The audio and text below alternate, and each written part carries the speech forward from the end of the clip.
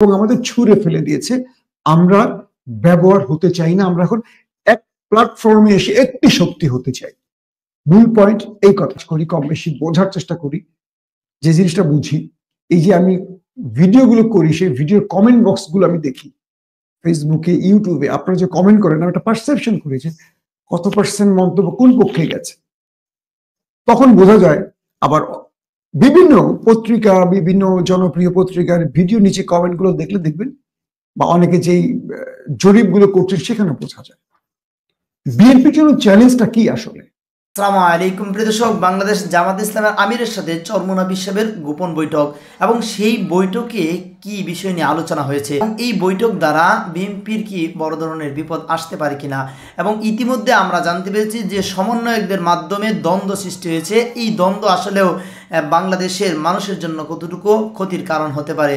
প্রিয় দর্শক, আরও দেশের বিভিন্ন রাজনৈতিক তথ্য নিয়ে কথা বলেছেন মাসুম মাহবুব, আমরা তার বক্তব্য শুনবো, তারপরে থাকছে বিস্তারিত। জানিয়ে দিচ্ছি যে বিষয়গুলো নিয়ে কথা বলতে চাই।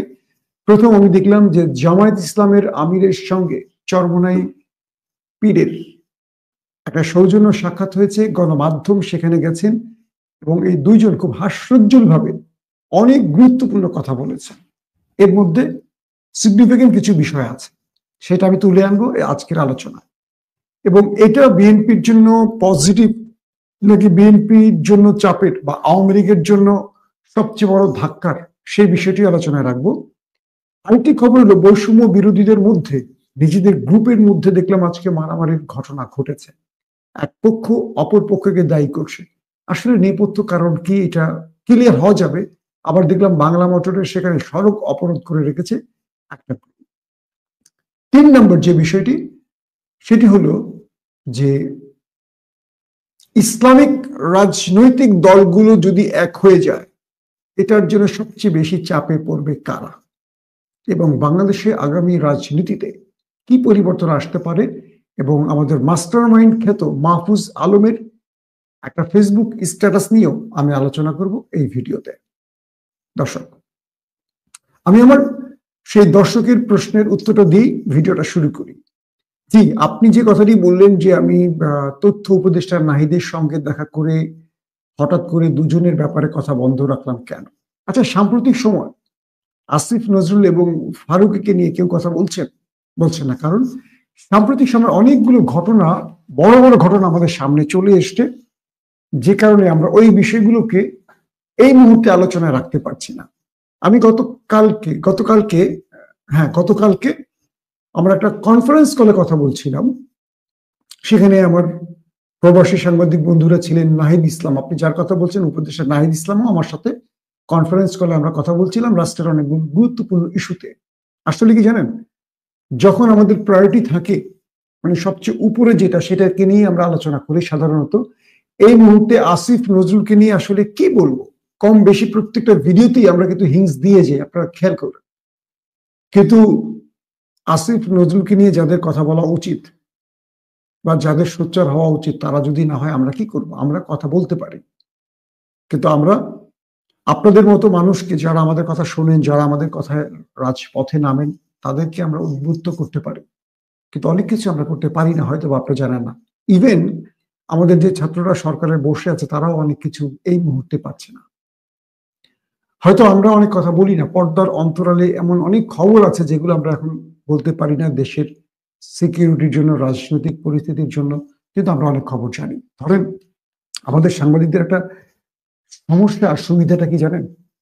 ধরেন, প্রতিদিনই আমরা বিএনপির হাইকমান্ডের সাথে কথা বলি, ছাত্রদের যারা ক্ষমতায় আছেন তাদের সাথে কথা বলি, সরকারে যারা আছে তাদের সাথে কথা বলি, বিরোধী মতের সাথে কথা বলি, তাদের কথা শুনি। তারপর আমরা একটা অ্যাজাম্পশন তৈরি করি যে আমরা আজকে কি নিয়ে আসলে কথা বলবো, কোন পক্ষে যাবে আমাদের আলোচনা, কোন পক্ষে মানে কোন বিষয়টা যাবে। কিন্তু অনেক বিষয় আছে যেগুলো আমরা বলতে পারি না। কেন বলতে পারি না? এগুলো আসলে বলা উচিত না, বলা ঠিক না, কারণ সব কথা তো আসলে বলার জন্য না। ধরেন, এখন আমরা এমন একটা বিষয় জানি, বাংলাদেশে কবে নির্বাচন হবে মোটামুটি ধরেন আমরা জানি, এবং সেই নির্বাচনে কি কি উপায় আসতে পারে সেই বিষয়গুলো ধরেন আমরা জানি, কিন্তু ধরেন আলোচনা করতে পারবো। কেন পারবো না? কারণ এগুলো সরকারের মুখ থেকে আপনারা শুনবেন। একটা এক্সাম্পল দিলাম, এই মুহূর্তে ছাত্রদেরকে সবচেয়ে বেশি ডিস্টার্ব কারা করছে সেটাও আমরা জানি। ওই যে বললাম যে আমরা কথা বলে তাদের কাছ থেকে কিন্তু আমরা তথ্য পাই। কিন্তু এই কথাগুলো আমরা তাৎক্ষণিক বলতে পারি না। কেন? তারা বলে দেয় যে এটা এখন বলার সময় আসে না, অথবা এটা এখন বললেই প্রবলেম হতে পারে। এইসব কারণে আমরা অনেক জিনিস চেপে যাই। আবার বলি, কখন বলি? যখন বলার সময়টা আসে, একদম খোলামেলা বলে দেই। ধরেন বিএনপি এই মুহূর্তে যদি নির্বাচন হয়, বাংলাদেশে কি ক্ষমতা আসবে? বিএনপি। কিন্তু বিএনপির একটার পর একটা ভুল আমরা দেখতে পাচ্ছি। বিগত 15-16 বছরে আমরা কিন্তু বিএনপির বিরুদ্ধে কথা বলিনি, কারণ বিএনপিকে আমরা ওন করেছি, বিএনপিকে আমরা যতটা সম্ভব সাপোর্ট দিয়েছি। কিন্তু এখন আমাদের কথাগুলো বিএনপির বিরুদ্ধে যায় অনেক সময়। কিন্তু আমাদের বক্তব্যগুলো বিএনপির বিরুদ্ধে যাওয়ার কারণটা কি? যখন বিএনপি জনগণের ভাষার কথা না বলে, কারণ আমরা জনগণের প্রতিনিধিত্ব করি যারা আমরা সাংবাদিক, আমরা কোনো দলের না। এখন আপনি বলবেন ওই দলের সেই দলের না, আসলে কোনো দলের না। কোনো দলকে পছন্দ করা এক জিনিস, আর কোনো দলের ডেডিকেটেড কর্মী হওয়া এক জিনিস।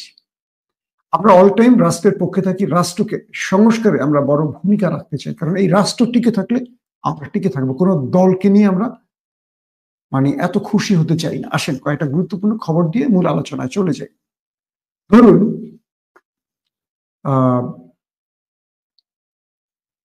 জামাত আমির বরিশালে গেলেন কর্মী সম্মেলনে, এবং তিনি সেখানে চলে গেলেন চরমনাইয়ের যে স্থানটি, চরমনাই নামক বরিশালের একটি স্থান, সেখানে ইসলামিক আন্দোলন বাংলাদেশ তার প্রধান চরমনাই পীর মুফতি সৈয়দ মোহাম্মদ রেজাউল করিমের সঙ্গে সৌজন্য সাক্ষাৎ করলেন। এটা সাম্প্রতিক সময় একটা হট নিউজ, কারণ জামায়াতের সঙ্গে চরমনাইয়ের আদর্শিক বলি, মানসিক বলি, কিছু দূরত্ব আমরা অনেক সময় দেখে এসেছি। যদিও জামাত ইসলাম চরমনাইকে নিয়ে প্রকাশ্য কখনো কথা বলে না, এটা জামাত ইসলামের একটা কৌশল। কিন্তু চরমনাইয়ের অনেক নেতাকে বা অনেক আলেমকে দেখেছি যারা জামাতকে নিয়ে কথা বলেছে, কিন্তু জামাত এখানে নীরব থেকেছে। তো ডক্টর শফিক, জামাতের আমির, তিনি যখন গেলেন তার সঙ্গে দেখা করেছেন, এবং একটা সময় প্রায় 3 ঘন্টার মতো আমি শুনেছি যে তারা কথা বলেছেন, এবং সাংবাদিকদের সাথে তারা ব্রিফ করেছেন, এবং পুরো মাদ্রাসা, চরমনাইয়ের যে মাদ্রাসা, সেটা এটাকে বলে কি জামিয়া রশিদিয়া আহসানাবাদ মাদ্রাসার প্রাঙ্গণটা তারা ঘুরে দেখেছেন। তো সেখানে এই দুজনের মধ্যে যে আলোচনা, বডি ল্যাঙ্গুয়েজ, আপনারা হয়তো স্ক্রিনে দেখবেন একটা কথা, সাংবাদিকদের তারা বলবে একটা, কিন্তু ভেতরে অনেক জিনিস আমরা আবার বোঝার চেষ্টা করি বডি ল্যাঙ্গুয়েজ দেখে, বা তাদেরকে ফোন করি, বা এটা কি বলেছিলেন, এটা কি হয়েছে। তারা অনেকে বলে যে এটা আনঅফিশিয়াল, এটা অফ দ্য রেকর্ড। তো এরকম টাইপের কিছু বিষয় থাকে। তো আজকে যে আলোচনাটা হয়েছে, খেয়াল করেন যে চরমনাই জিনিপির তিনি বলেছেন জামায়াতের আমির সহ অন্য নেতারা চরমনাইতে এসেছেন, আল্লাহ যেন আমাদের ইসলামের পক্ষে, দেশের পক্ষে, মানবতার পক্ষে ভালো কাজ করার তৌফিক দান করেন। খুব পজিটিভ একটা কথা। এবং তিনি বলেছেন আজ স্বাধীনতার 54 বছর চলছে, কিন্তু এতদিন যারা দেশ পরিচালনা করেছিল তাদের দ্বারা আমাদের জাতির প্রত্যাশা বাস্তবায়িত হয়নি। আমরা যেন সবাই পরামর্শ ভিত্তিক এই দেশকে সুন্দরভাবে এবং ইসলামের পক্ষে, মানবতার পক্ষে কাজ করতে পারি, সেই তৌফিক আল্লাহ আমাদের দান করুক। এবং তিনি এটাও বলেছেন এতদিন অনেকেই আমাদের ব্যবহার করেছে, সিঁড়ি হিসেবে ব্যবহার করেছে এবং আমাদের ছুঁড়ে ফেলে দিয়েছে। আমরা ব্যবহার হতে চাই না, আমরা এখন এক প্ল্যাটফর্মে এসে একটি শক্তি হতে চাই। মূল পয়েন্ট এই কথাটা, চরমনাই পীরের এই কথাটা সিগনিফিকেন্ট, যে এই কারণেই এতদিন আমাদের অনেকে ব্যবহার করেছে, আমরা কারো ক্ষমতা সিঁড়ি হয়েছে, কিন্তু এখন আর সিঁড়ি হতে চাই না, আমরা এক হতে চাই, ইসলামী শক্তিগুলো এক হতে চাই। তার মানে এতদিন ধরে যে আমরা কথাগুলো বলেছি যে নেপথ্যে একটা ইসলামিক ফ্রন্ট তৈরি হচ্ছে, একটা ঐক্য জোট তৈরি হচ্ছে ইসলামের মধ্যে, সেটার প্রথম আভাসটা আজকে আপনারা দেখলেন। আসেন তারপরে কি বলেন। এ সময় জামাতের আমির তিনি আবার সাংবাদিকদের বলেন, সবাইকে সামনে রেখে বলতে চাই আমরা শুধু আল্লাহর জন্য পরস্পরকে ভালোবাসি, আল্লাহ যেন আমাদের এই ভালোবাসাকে কবুল করেন। দেশের 18 কোটির কম বেশি মানুষ আছে, এর মধ্যে শতকরা 91 জন নিজেদের মুসলমান হিসেবে পরিচয় দিতে স্বাচ্ছন্দ্য বোধ করেন। বাকি যারা আছেন তারাও এদেশের মানুষ, ভিন্ন ভিন্ন ধর্মের, আর সব মিলিয়ে আমাদের প্রিয় বাংলাদেশ।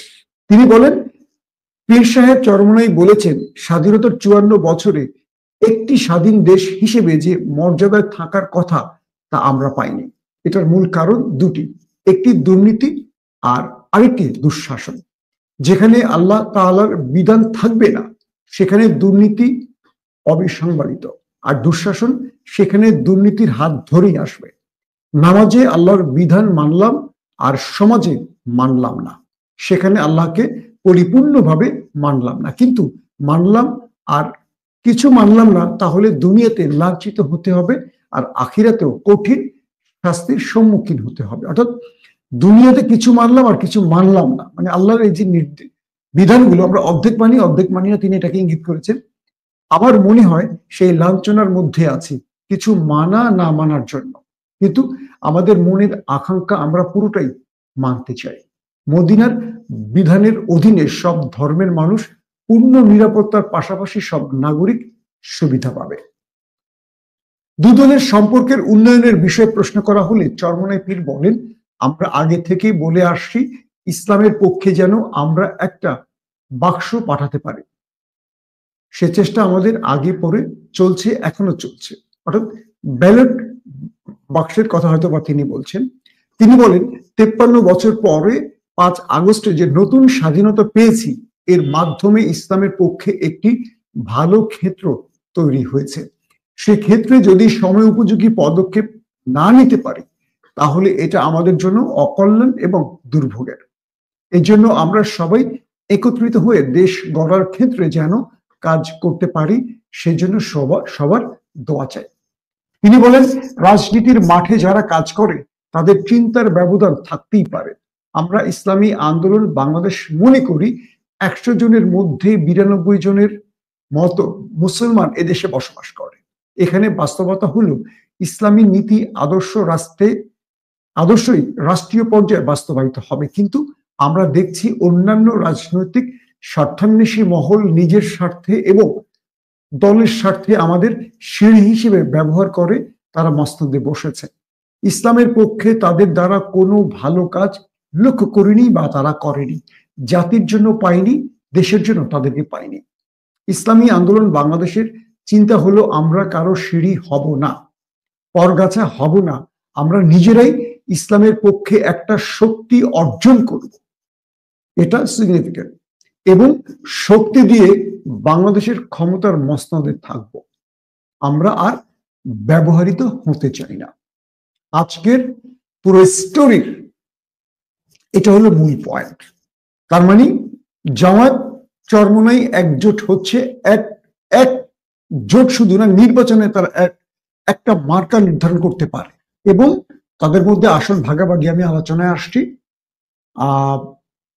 আর দুদলের বিষয় তিনি মন্তব্য করেন, পীর সাহেব দুদলের বিষয়ে মন্তব্য করেন, বর্তমান পরিবেশে আমরা কাছাকাছি চলে আসছি বলতে পারেন, মানে দুটো দল তাদের যে ভেদাভেদ বা বিভাজন সেটা দূর হয়ে গেছে, তারা কাছাকাছি চলে এসছে, এটিকে তিনি ইঙ্গিত করছেন। এ বিষয়ে জামাতের আমির শফিকুর রহমান বলেন, নির্বাচন নিয়ে আমাদের দাবি উনাদের দাবি একই, আমাদের একটা রাজনৈতিক দাবির মধ্যে কোনো কনফ্লিক্ট নেই, কিন্তু এক্ষেত্রে আমরা কোনো পরামর্শ করিনি, অন্তর থেকে জাতির প্রয়োজনে বের হয়েছে। দর্শক আসেন, চরমোনাই আমিরের যে বক্তব্যগুলো শুনলেন সেখানে আপনারা যে বিষয়টি বুঝতে পারলেন যে তিনি যে ইঙ্গিতটা করেছেন সেটা হলো দুটো দলের মধ্যে যে দূরত্ব সেটা দূর হয়ে গেছে, তারা কাছাকাছি চলে এসছে, তারা একটা নির্দিষ্ট বাক্স তৈরি করতে চায়। ধরেন আগামীতে 501 বা 505 বা 300 হোয়াটএভার যেটাই হোক না কেন, যে আসনে ফাইট হবে, আওয়ামী লীগ সেখানে থাকছে না, প্রধান দল হিসেবে থাকবে বিএনপি, আর থাকবে জামাত, চরমোনাই বা খেলাফত, এরকম অনেকগুলো দল আর বাম রাজনৈতিক দল। তো সাম্প্রতিক সময় আপনি খেয়াল করবেন কৌশলে, মানে আওয়ামী লীগের পতনের পর কৌশলে বিএনপিকে ঘায়েল করা হচ্ছে যে কথাগুলো বলে যে এক ফ্যাসিস্টের পর আরেক ফ্যাসিস্ট আসবে, এক দল খেয়ে গেছে আরেক দল খাবে, এই জিনিসগুলো কিন্তু বিএনপিকে ইঙ্গিত করা হচ্ছে। তো বিএনপিকে ইঙ্গিত করছে, বিএনপির কিছু মাথা মোটা এটাকে লুফে নিচ্ছে। যারা কৌশলে ব্যাটিং করে তারা কৌশলে না করে তারা বোকামি করে আউট হয়ে যাচ্ছে। কিরকম? আগামীতে বিএনপি নির্বাচন হলে বিএনপি ক্ষমতায় আসবে, কিন্তু বিএনপির এই নির্বাচনে বড় রকম ফাটল ধরাতে পারে ইসলামিক দল, মানে না মানে। কিরকম? 5 তারিখের পর মানুষের মধ্যে একটা পরিবর্তন আসছে। আমরা যারা মাঠে কাজ করি কম বেশি বোঝার চেষ্টা করি, যে জিনিসটা বুঝি, এই যে আমি ভিডিওগুলো করি সেই ভিডিওর কমেন্ট বক্স গুলো আমি দেখি ফেসবুকে, ইউটিউবে, আপনারা যে কমেন্ট করেন, আমি একটা পারসেপশন করেছি কত পার্সেন্ট মন্তব্য কোন পক্ষে গেছে। তখন বোঝা যায়। আবার বিভিন্ন পত্রিকা, বিভিন্ন জনপ্রিয় পত্রিকার ভিডিও নিচে কমেন্ট গুলো দেখলে দেখবেন, বা অনেকে যেই জরিপগুলো করছেন সেখানে বোঝা যায় বিএনপির জন্য চ্যালেঞ্জটা কি। আসলে বিএনপির জন্য সবচেয়ে বড় চ্যালেঞ্জ হলো তারা কি আওয়ামী লীগের ভোটগুলো পাবে? আমার মনে হয় না। বিএনপি যতই আওয়ামী লীগের সাথে নেপথ্যে যোগাযোগ করুক কিংবা ভারতের প্রেসক্রিপশন নিক, কিন্তু এই ভোটগুলো বিএনপি একচাটিয়া পাবে না। তার প্রধান কারণটা কি? 5 তারিখের পর আওয়ামী লীগ এইটুকু বুঝেছে কোন দল ক্ষমতায় আসলে আগামী 5 বছর তাদের জন্য কঠিন হবে। ধরেন আওয়ামী লীগের কিছু নেতারা, কিছু প্রভাবশালীরা বিএনপির সাথে জোট বাঁধবে বা বিএনপির দলে যোগ দিবে, ফাইন। কিন্তু এই প্রভাবশালী সংখ্যাটা খুব কম হয়। প্রতিটা থানায় বা ডিস্ট্রিক্ট একটা আসনে কয়জন? 100 জন, 150 জন। কিন্তু আওয়ামী লীগের বিশাল ভোট ব্যাংক আতঙ্কে আছে। কারণ 5 তারিখের পর যারা কোনো প্রকার চাঁদাবাজি করেনি, যারা লুটপাট করেনি, কারো বাড়ি ঘর ব্যবসা বাণিজ্য দখল করেনি, তাদের প্রতি আওয়ামী লীগের আস্থাটা বেশি থাকবে। তো এখানে বিএনপি যে ভুলটা করছে, তারা যতই আওয়ামী লীগের পক্ষে কথা বলুক, কিন্তু ভোটাররা বিএনপিকে এখানে পছন্দ কম করবে। আমার কথাটা খুব নিরপেক্ষভাবে বিশ্লেষণ করেন। এখন পর্যন্ত চরমোনাই, খেলাফত, বাম রাজনৈতিক দল, জামাত, এদের বিরুদ্ধে কিন্তু একটি চাঁদাবাজির অভিযোগ আসে নাই। আসছে অন্য একটি দলের ব্যাপারে। তো আওয়ামী লীগ চিন্তা করবে কি, যারা ক্ষমতায় আসে নাই কিন্তু ক্ষমতা আসার আগেই তারা এত কিছু করে ফেললো, সব দখল করলো, মাঠ ঘাট পুকুর লঞ্চ ঘাট স্টেটমেন্ট সব তাদের দখল, তারা ক্ষমতায় আসলে কি করবে? এটাকে ব্যবহার করবে জামাত ইসলাম, চরমোনাই বা আদার্স দলগুলো, যে দেখো 5 তারিখের পর তোমাদের উপর কে জুলুম করেছে। নির্বাচন যখন আসবে একদম প্রকাশ্যে একে অপরের বিরুদ্ধে এইভাবে মাঠে নামবে, লিখে রাখেন, তখন একটা বড় ভোট সুইং করবে ওই দলগুলোতে। 2 নম্বর, বাংলাদেশে বিশাল একটা জনগোষ্ঠী আছে, সেটা বিএনপি বলেন, আওয়ামী লীগ বলেন, যে কোনো দলই আছে। তারা সবসময় আমাদেরকে বলে যে ভাই আমরা কোন দলে ভোট দিব, ভাবি যে আমরা একটা ইসলামিক দলে ভোট দিব, কিন্তু বাংলাদেশে এত ইসলামিক দল যে জন্য আমরা আওয়ামী লীগে বা বিএনপিতে ভোট দিই। বাংলাদেশে যদি ইসলামী দলগুলো একজোট হয় আমরা ইসলামী দলে ভোট দেব। এই সংখ্যাটাও কিন্তু অনেক রয়েছে, এই সংখ্যাটা অনেক রয়েছে। তো যদি বাংলাদেশের সকল ইসলামী দলগুলো একজোট হয়ে যায়, সেক্ষেত্রে আওয়ামী লীগ বলেন, বিএনপি বলেন, বিশাল ভোট ব্যাংক কেটে ওখানে যোগ হয়ে যাবে। লিখে রাখেন আমার কথাগুলো, যোগ হয়ে যাবে। কিরকম? যারা এতদিন এই হুজুরদের ভোট দেয় নাই, কারণ হুজুরা বিভাজিত বলে, সেই লোকগুলো এক প্ল্যাটফর্মে, ধরেন চরমোনাইকে বরিশালের ওই আসনটি দেয়া হলো, সেখানে চরমোনাইয়ের সঙ্গে জামাত ইসলাম মাঠে নামবে, জামাতের বড় বড় নেতারা চরমোনাইয়ের পক্ষে ভোট চাইবে, সেখানে মামুনুল হকের দল বা হেফাজতে ইসলামের নেতারা গিয়ে ভোট চাইবে। কেমন লাগবে কল্পনা করেন? মানুষ কি চিন্তা করবে? হিন্দু ভোটাররা কি চিন্তা করবে? অন্য দলের ভোটাররা চিন্তা করবে কি, যে আলেমরা আর যাই করুক, দখল দলিত, চাঁদাবাজি, মারামারি এগুলো করবে না। এইটা কিন্তু বাংলাদেশের মানুষের বিশ্বাস আছে। ধরেন চিটাগংয়ে হেফাজতে ইসলামে যে আসনে দাঁড়ালো বা যে কোনো জায়গায়, সেখানে কি ঘটবে? হেফাজতে ইসলামের জন্য চরমোনাই বলেন বা যত রাজনৈতিক ইসলামিক দলগুলো আছে, জামাত সহ সবাই তার জন্য ভোট চাইবে। তখন কি ঘটবে? সকল মানুষ সেখানে নেমে আসবে। ইভেন বিএনপি, আওয়ামী লীগের ভেতরে যারা একটু ইসলাম বিশ্বাসী, নামাজি, হ্যাঁ, যারা সেকুলার বা যারা একদম ধর্মনিরপেক্ষ, তাদের কথা বাদ দেন, এই সংখ্যাটা বাংলাদেশে খুবই নগণ্য। এরা কিন্তু সুইচ করবে তখন। কারণ কি? 5 তারিখের পর বিএনপির অধিকাংশ প্রার্থী যারা এতদিন নির্বাচন করতেন বিভিন্ন আসনে, তারা সেখানে গিয়ে কোঠা ধরে চাঁদা তালিকা দিয়ে আসছেন, এটা সেটা। দেখা গেছে যে কর্মীরা মাঠে ঘাটে ফাইট করেছেন 15 বছরে, শীতের মধ্যে ধান খেতে ঘুমিয়েছেন, পাট খেতে ঘুমিয়েছেন, মানে বাড়িতে ঠিকমতো থাকতে পারেনি আওয়ামী লীগের দুঃশাসনে, তারা কিছু পায়নি। কিন্তু ওই আসনের এমপিরা এলাকায় ঢুকে আওয়ামী লীগের কাছ থেকে মূল মাখনটা নিয়ে তারা আবার ঢাকায় চলে গেছে। আমার কাছে তালিকা আছে, বলছি না আপনাদের নাম। তারা গ্রামে ঢুকছে, মানে এতদিন, এখন দেখবেন তাদের পক্ষে মিছিল মিটিং বিশাল বিশাল শোডাউন হয়, রাজপথের সৈনিক, সাহসী বীর, এই সেই। গত 15 বছরে এলাকায় ঢুকতে পারে না এমন নেতারা 5 তারিখের পর এলাকায় ঢুকে তারা নাকি রাজপথের বীর হয়ে গেছে, সাহসী বীর। কর্মীরা তাদের উপর স্লোগান দিচ্ছেন। তারা কি করছেন? এলাকায় গিয়ে আওয়ামী লীগের যেসব মাফিয়ারা ছিলেন, যারা আঙুল ফুলে কলা গাছ হয়েছেন, তাদের কাছ থেকে বড় বড় অঙ্কের টাকাগুলো খেয়ে তারা চলে এসেছেন। এবং তারা কি করছেন? কাউকে কাউকে তাদের আস্থাভাজন হোক বা তাদের নিকট ব্যক্তিদেরকে বিভিন্ন জায়গার চাঁদার পজিশনে বসায় দিয়ে আসছেন। এই এটা তুই খাবি, বাস স্ট্যান্ড তুই খাবি, টেম্পো স্ট্যান্ড তুই খাবি, লঞ্চ ঘাট তুই খাবি, ট্রেন স্টেশন তুই খাবি দিয়ে আসছে। যারা ত্যাগ করেছে তাদেরকে দেয় নাই। এই লোকগুলি তখন কি করবে? ইউটার্ন নেবে। ইউটার্ন না, তারা তখন সেখান থেকে সরে যাবে যে না, এদের পিছিয়ে রাজনীতি করে আমাদের লাভ হয় নাই। তো বিএনপির জন্য অনেকগুলো বাধা আসবে। আবারও বলছি, বাংলাদেশের জনপ্রিয়তার শীর্ষে বা 1 নম্বরে থাকা দলের নাম বিএনপি। ভোট হলে বিএনপি জিতবে। কিন্তু ওই যে পরিসংখ্যানগুলো এখন দিচ্ছি যে ভোটগুলো কাটবে কারা, কিভাবে মিলান। তো যদি ইসলামিক দলগুলো এক হয়, ধরেন 300 আসন যেহেতু এখন পর্যন্ত আছে, আমি জানি যে সংস্কার কমিটি এসে আসন বাড়াবে, দ্বিকক্ষ বা অনেক রকম সিস্টেম আসবে, সেগুলো নিয়ে আলোচনা করব। এই নির্বাচনে যদি ইসলামী দলগুলো একজোট হয়ে যায়, তাহলে আগামী দিনে কারা সরকারে বসবে এটা খুব কঠিন একটা সিচুয়েশন তৈরি করে ফেলবে, বলা মুশকিল।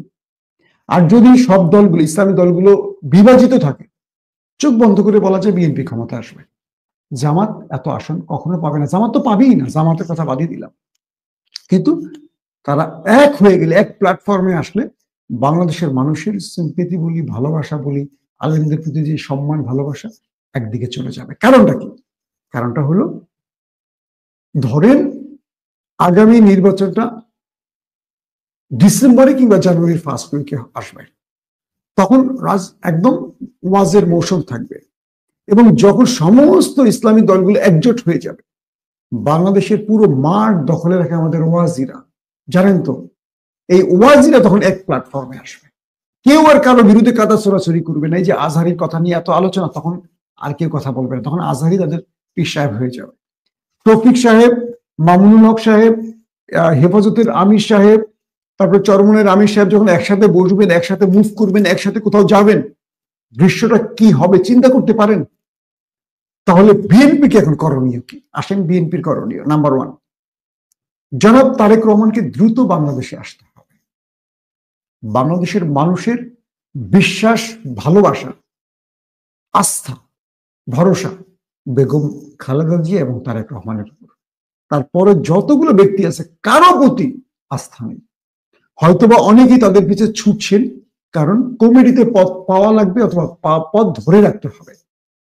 কিন্তু সাম্প্রতিক সময় মির্জা ফখরুল সহ বিএনপির যেসব নেতারা তুচ্ছ বিষয় নিয়ে যেভাবে কথা বলছেন বা যেভাবে আলোচনায় আসার চেষ্টা করছেন, বা তাদের প্রেসক্রিপশন বা কথাবার্তা আওয়ামী লীগের পক্ষে যেভাবে আসছে, আওয়ামী লীগকে আগামী নির্বাচনে আনার ক্ষেত্রে বিএনপির যে বক্তব্যগুলো, এই জিনিসগুলো মানুষের ভেতরে ক্ষোভের সৃষ্টি করেছে। মানুষের কথা হলো, 15 বছরে এই দেশের মানুষ শেখ হাসিনার প্রতি এত ঘৃণা, ক্ষোভ তৈরি করেছে। এই মুহূর্তে যে দলটা আওয়ামী লীগকে আবারও রাজনীতিতে আনার পক্ষে, চুপ্পুকে প্রেসিডেন্ট রাখার পক্ষে, সংবিধানকে মানে বহাল রাখার পক্ষে দাঁড়াবে, তাদেরকে জনগণ বয়কট করবে, লিখে রাখা। এটা হয়তো বিএনপি এখন বুঝতে পারছে না।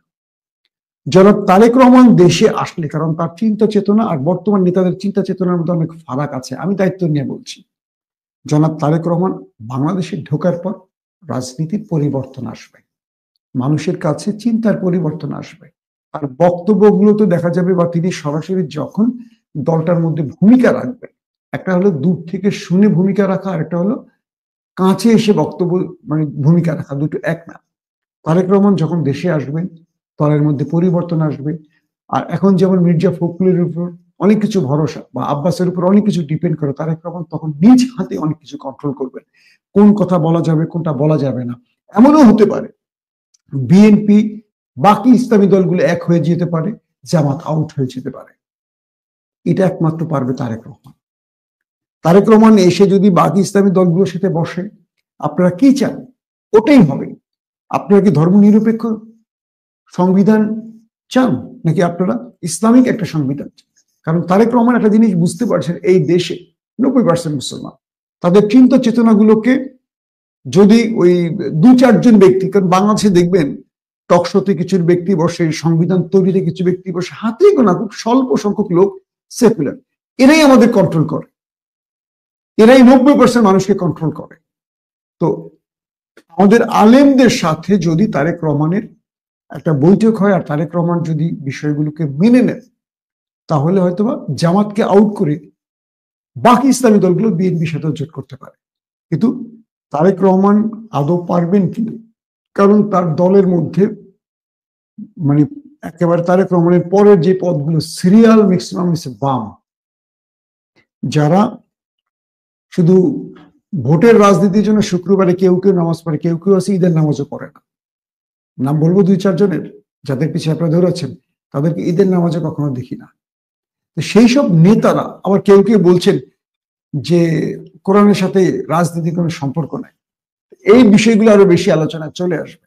তো সবকিছু মিলে বিএনপিকে একটা জিনিস মনে রাখতে হবে, অহংকার শব্দটা মুছে ফেলতে হবে। আগামী দিন ক্ষমতায় আসবেন এটা ধরে নিয়েন না। তারেক রহমান কি বলছে খেয়াল করছেন? আগামী দিন আমরা ক্ষমতায় আসছি এটা কেউ ধরে নিয়ে বেশি আনন্দিত হওয়ার সুযোগ নেই। তিনি বলছেন বাংলাদেশে বিগত 18 বছরে কোনো নির্বাচন হয়নি, তরুণ ভোটাররা কোন দিকে সুইচ করবেন কেউ জানেন না। এখন পর্যন্ত বিএনপির ছাত্র দলের বিভিন্ন জায়গায় আমরা দেখছি কোনো জায়গায় একটা আওয়ামী লীগ ধরা পড়লে দৌড় দিয়ে সেখানে ছাত্রলীগ গিয়ে তাকে, ছাত্র দল তাকে ছাড়াতে যায়। আজকেও এরকম খবর আমার কাছে কয়েকটা আসছে। বুঝতে পারছেন যে ছাত্ররা এক আওয়ামী লীগের পলকের এক ডান হাতকে ধরেছে, উত্তম মাধ্যম দিয়ে পুলিশকে দিয়েছে, দৌড় দিয়ে সেখানে ছাত্রদল চলে গেছে তাকে ছাড়াতে। এই যে ছাত্র দলের এই যে অবস্থা, তারা ভাড়া খাটতেছে, এইটা তাদের ক্যারিয়ার বা বিএনপির আগামী দিনের ভোট ব্যাংকের জন্য বড় ধাক্কা তৈরি করবে। এই জায়গাটা তারেক রহমান শক্তভাবে কন্ট্রোল করতে হবে। ওই যে বললাম শুরুতে যে কথাটা, 15 বছর আওয়ামী লীগ এত কিছু করেছে, মানুষ ভুলে গিয়ে এখন সব বিএনপিকে নিয়ে মাঠে নেমে গেছে। এটা একটা বিশাল ষড়যন্ত্র। বিএনপির হাতে গোনা কিছু লোক চাঁদাবাজি করছে, ধাপ্পাবাজি করছে, আবার দেখা যাচ্ছে এই লোকগুলি আওয়ামী লীগেরই লোক, অনেকে বিএনপির সাথে আপোষ করে করছে বা যেটাই হোক না কেন। কিন্তু 15 বছর ধরে পুরো দেশটার মধ্যে যে দুঃশাসন তৈরি করেছে, একটা জাহিলিয়াতের যুগ তৈরি করেছিল শেখ হাসিনা, তার সঙ্গে অনেকে বিএনপির এই 5 তারিখের পর সময়টাকে মেলাতে যাচ্ছেন। এটা হলো বিএনপিকে অনেক বড় ষড়যন্ত্রের মুখে তারা ফেলছে। এটারও জবাব আমাদের দিতে হবে। এটা কারা করছে দেখেন, বাংলাদেশে এখন আলোচনা হচ্ছে বিএনপিকে নিয়ে অথবা জামায়াত আবারও 71 ইস্যু নিয়ে। জামায়াতকে আপনারা 71 ইস্যুতে আর ডোবাতে পারবেন না। বিএনপির কিছু লোক এই যে রিজভি ভাই দেখতেছি, তারা 71 ইস্যু নিয়ে আসছেন জামাতের সাথে। মানুষ এগুলো খাবে না রে ভাই, নতুন কিছু আনেন মাথায় আপনারা। তরুণ প্রজন্ম দেখছেন না, ওই যে রাজাকার বলছে শেখ হাসিনা রাজাকারের নাতিপুতি, সঙ্গে সঙ্গে তুমি কে আমি কে, রাজাকার রাজাকার। বুঝেন না আপনারা? এত কম পড়াশোনা করে রাজনীতি করেন নাকি? কম বিষয় বোঝেন আপনারা? সোশ্যাল মিডিয়া দেখেন, একটু দেখেন। সারা জীবন একটা প্রেস কনফারেন্সের জন্য একটা কাগজ দেখছেন, এটা সারা জীবন পড়ে গেছেন রিজভি ভাই। ওই পার্টি অফিসের সামনে গেটটা বন্ধ করে সারা জীবন পাড়া দিয়ে গেছেন, দেখছি তো আমরা। প্রেস কনফারেন্স মানে একই চিঠি পড়ে গেছেন। জামাতকে সাইজ করার বহুত পথ আছে, সেগুলো হাত দেন না কেন? সেগুলো জামাত, অনেক জায়গায় জামাতে প্রবলেম আছে, সেগুলো ধরেন আপনারা। 71 ইস্যুতে খাবে না এই প্রজন্ম। আওয়ামী লীগ যে ইস্যুগুলো, যে কার্ডগুলো খেলে গেছে, এগুলো এই প্রজন্ম গ্রহণ করবে না, কোনোভাবেই করবে না। জামাতের বিরুদ্ধে সারাদিন প্রচার করেন, 71 ইস্যু আর খাবে না, নতুন ইস্যু নিয়ে আসেন।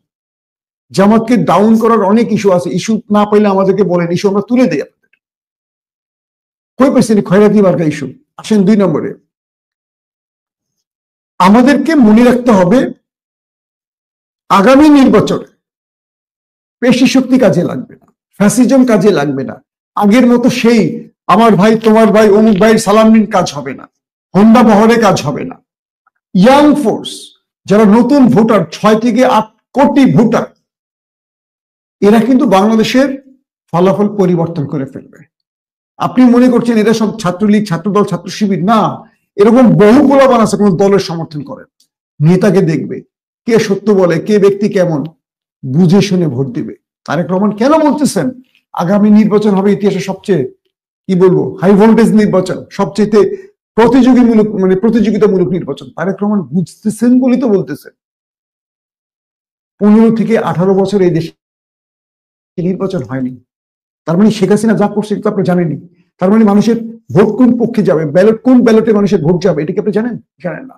তাই বিএনপিকে খুব দ্রুত সময়ের মধ্যে কন্ট্রোল করতে হবে, ছাত্রদলকে, যুবদলকে কন্ট্রোল করতে হবে, চাঁদাবাজদের কন্ট্রোল করতে হবে, এটাকে দ্রুত শাস্তিকে একদম বহিষ্কার করে ফেলবে।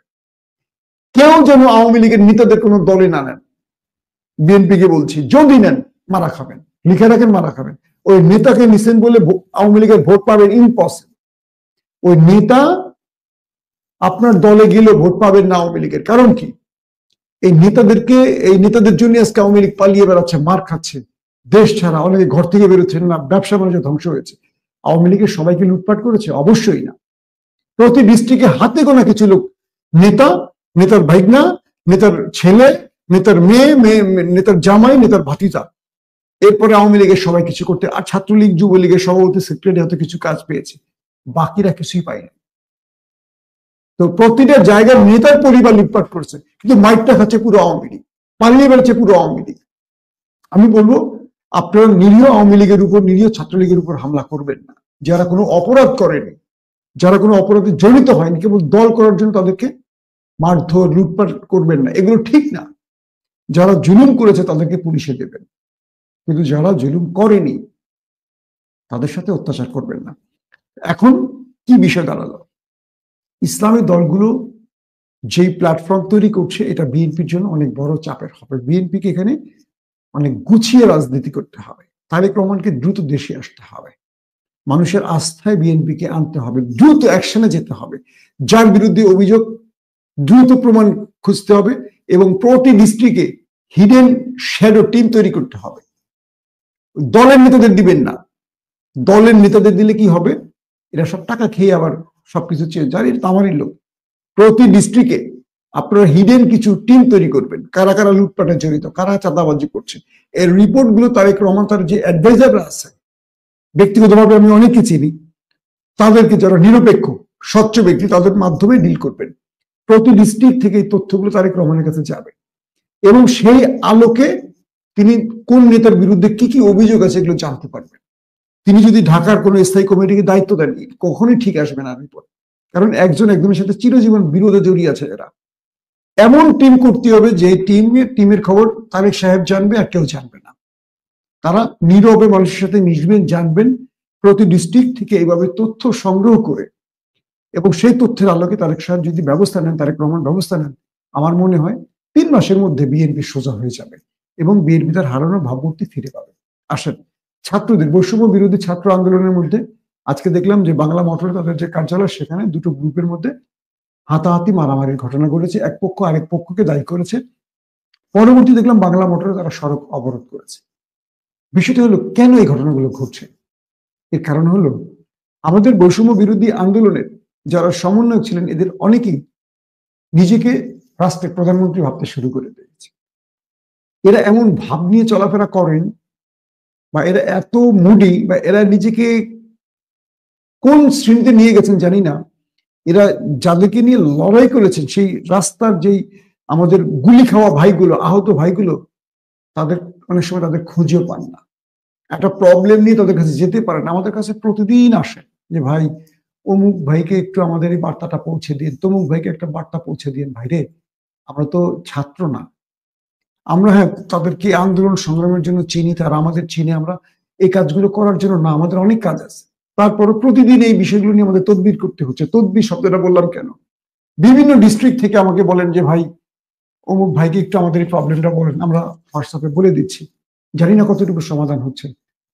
আমাদের ছাত্ররা নতুন দল গঠন করতে চায়, কিন্তু ইতিমধ্যে ছাত্রদের প্রতি বাংলাদেশের ছাত্রদেরই আস্থা কমে গেছে।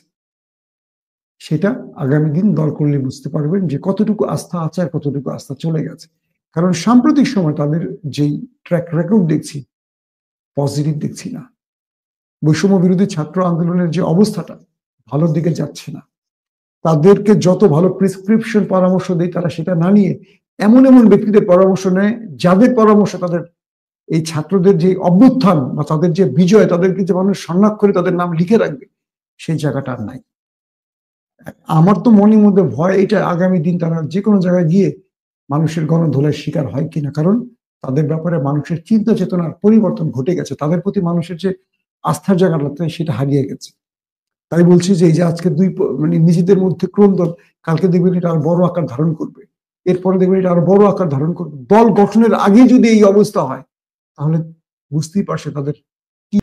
প্রিয় দর্শক, আপনারা শুনছিলেন মাসুম মাহবুবের বক্তব্যটি এবং বুঝতে পেরেছেন অচিরেই বাংলাদেশে এমন একটি রূপরেখা নিতে যাচ্ছে যেটি বাংলাদেশের মানুষ এবং জনগণের জন্য একটি বড় ধরনের ধাক্কা হতে পারে। অর্থাৎ চ্যালেঞ্জের মুখে পড়তে হবে সাধারণ জনগণকে। কারণ আমরা বিএনপিকে দেখছি তারা যে একটি তাদের রুটম্যাপ দিচ্ছে, অর্থাৎ তাদের যে রাজনীতির ধরন সেটি একরকম, এবং বৈষম্যবিরোধী ছাত্র আন্দোলনে তাদের যে আন্দোলন বা তাদের যে নীতিমালা বা তাদের যে সংস্কারের দাবি বা তাদের যে বিচারের দাবি সেটি কিন্তু অন্যরকম। বিএনপির সাথে বৈষম্যবিরোধী ছাত্র আন্দোলনের মিল নেই, আবার বিএনপির সাথে জামাতের মিল নেই। চরমোনার সাথে জামাতের কিছুটা মিল থাকলেও কিন্তু বিএনপির সাথে পুরোটাই কিন্তু উল্টাপাল্টা রয়েছে। এদিকে কিন্তু আওয়ামী লীগ সুযোগ খুঁজছে। অর্থাৎ তাহলে এই জাতীয় নির্বাচনের সময় বা এই নির্বাচনের আগে যে সময়টুকু রয়েছে সেই দিনগুলো আমাদের কেমন হতে পারে সেই বিষয়টি আসলে গুরুত্বপূর্ণ। এখানে আমাদের উচিত যে জনগণ যারা রয়েছেন, জনগণের অবশ্যই ওই দলটিকে সাপোর্ট করতে হবে যেটি আসলেও জনগণের জন্য কল্যাণজনক হবে। আমরা দেখেছি অতীতে যারাই ক্ষমতায় গিয়েছে তারাই কিন্তু কেউ জনগণের চিন্তা করেনি, দেশকে নিয়ে চিন্তা করেনি, নিজেকে নিয়ে চিন্তা করে নিজের পেটুসার মাজার কীভাবে করা যায় বা নিজে কিভাবে খেয়ে বিদেশে বাড়ি করা যায় সেই চিন্তা কিন্তু করেছে। তো আমি মনে করি এবার জনগণ এমন একটি সিদ্ধান্তে যাবেন বা এমন একটি দলকে তারা সাপোর্ট করবেন যে দলটি দেশ ও জাতির জন্য মঙ্গলজনক।